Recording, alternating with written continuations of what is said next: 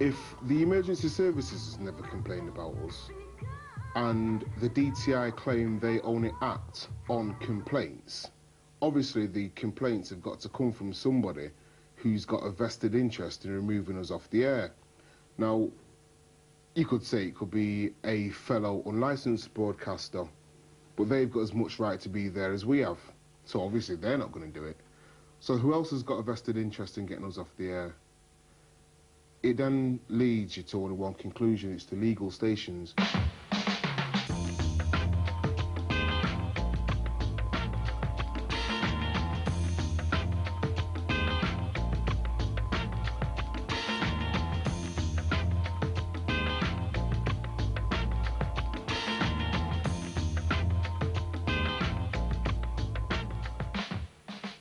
I know that Soul Nation don't really want to interfere with commercial radio and legal radio in the Manchester area, but they don't know everything, and they are assuring us that they will try not to.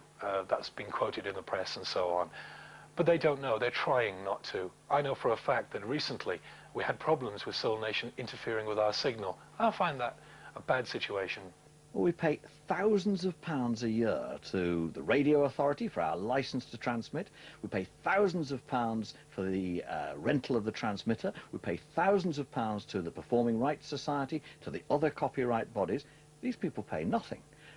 We have to observe all the health and safety regulations, and obviously we're paying rent and rates. We're a legitimate station, and I resent the competition from these people.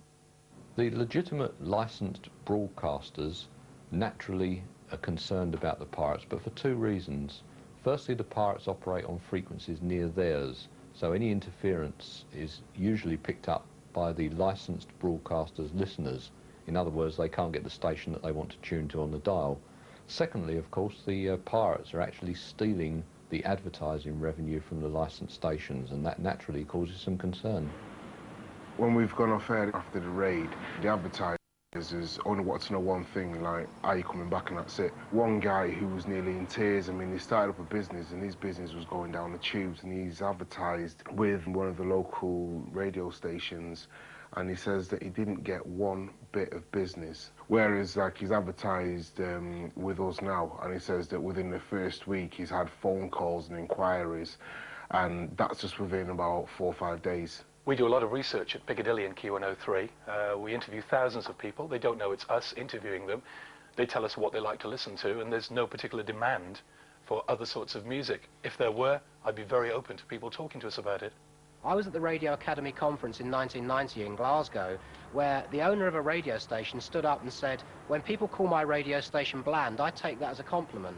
Now, when you've got that kind of thinking at high management level in legal radio, there's no wonder we have to have pirate stations. These stations that say that they cater for the crowd and the listeners that Soul Nation are trying to cater for are basically run by white, middle-aged guys who haven't got a clue about what our style of music is about, and they don't really want to know.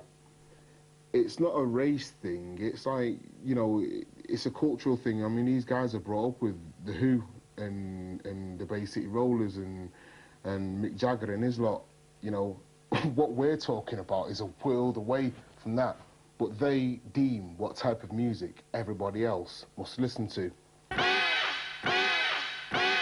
Soul Nation. Soul Nation. Soul Nation. After 4 months of silence, the Soul Nation team regroups and prepares for a relaunch. Listen. Hit it.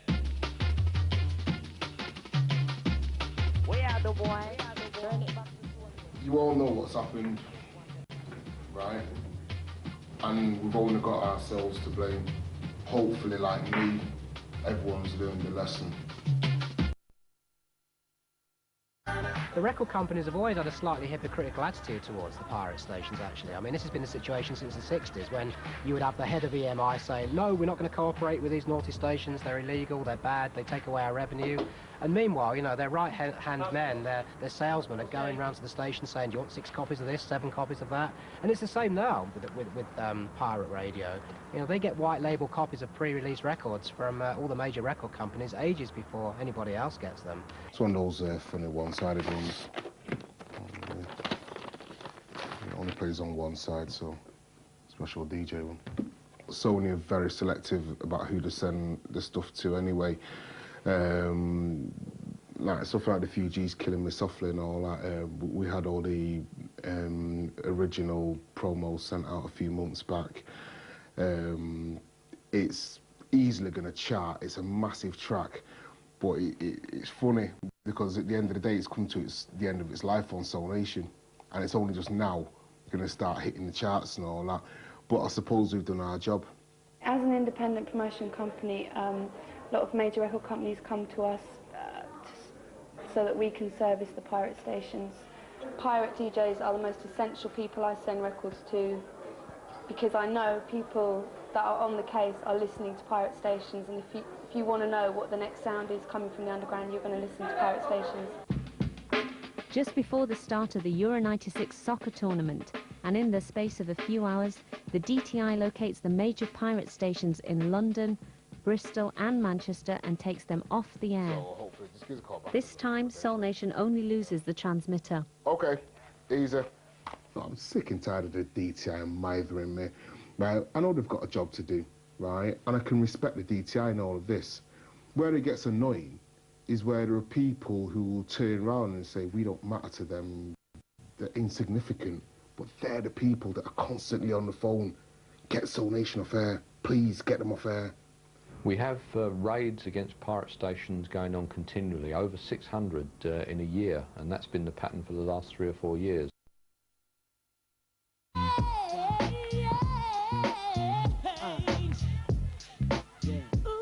The Radio Authority has 3 main tasks.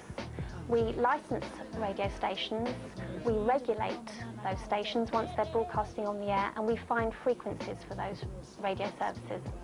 The way the authority decides which areas it's going to add to its working list being a list of areas that intends to advertise licenses in during the course of the year, is by the letters that it receives from people from all over the country. We get people who write to us and say they want to set up radio stations. We have been in the business of regulating and licensing stations for some time now, and we can tell who is serious about running a radio station and who isn't. I think the common theme of legislation is that there is a right way to do it, and that is always very constricting. It's always based on some incredibly sort of narrow English conformist view of what is permissible. There's got to be some kind of regulation like this. It can't continue with the jack of all trades type of stations that we've got at the moment, because that is why there is such an explosion across the country of pirates right now.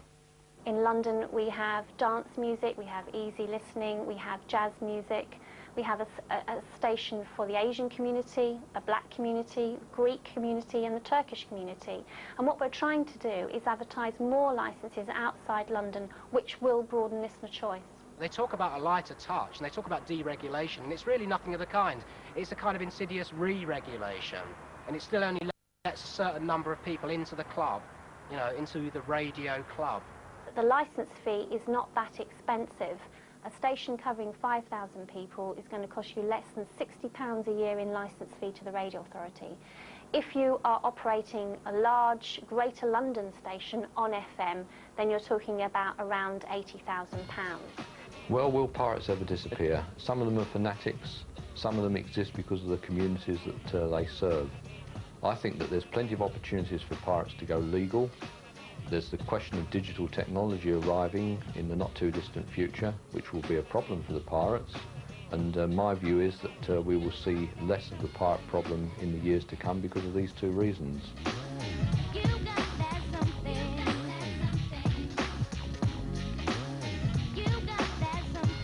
The whole emphasis seems to be on the fact that they should conform to the law. My view is change the bloody law, change the rules.